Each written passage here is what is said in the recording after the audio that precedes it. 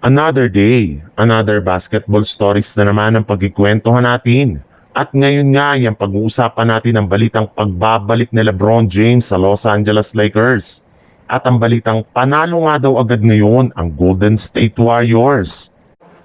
Marami nga ang nakapansin na ibang-ibang nga ang expression ngayon ni LeBron James habang pinapanood niya sa bench ang pagkatalo ng Los Angeles Lakers kahapon laban sa Golden State Warriors.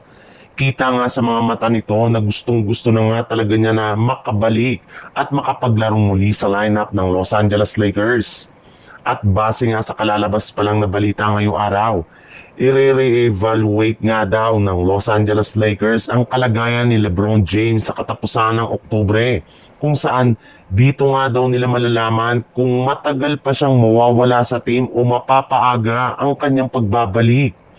Pero ayon nga sa isang source sa loob ng Lakers, balak na nga daw talaga ni LeBron James na maglaro as soon as sa darating na November, saka magiging laro nila laban sa Charlotte Hornets.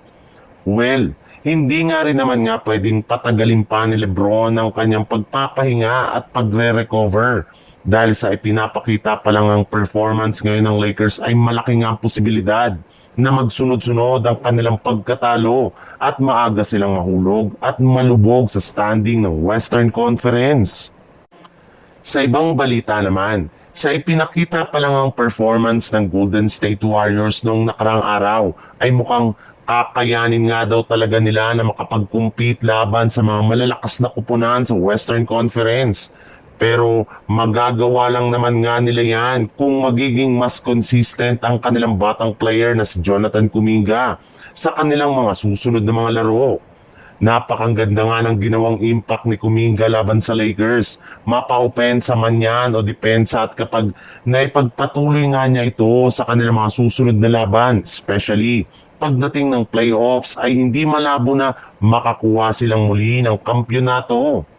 Yes, kapag nagtuloy-tuloy nga ang pag-improve ng laro ni Jonathan Kuminga, ay inaasahan nga na magsusunod-sunod na rin ang kanyang panalo ngayong season na siyang magpapaangat sa kanila sa standing ng Western Conference. Kaya mananatili pa rin nga ito sa kanilang starting lineup upang sa ganun ay mas lalo pang gumanda ang kanyang mga galaw sa loob ng court.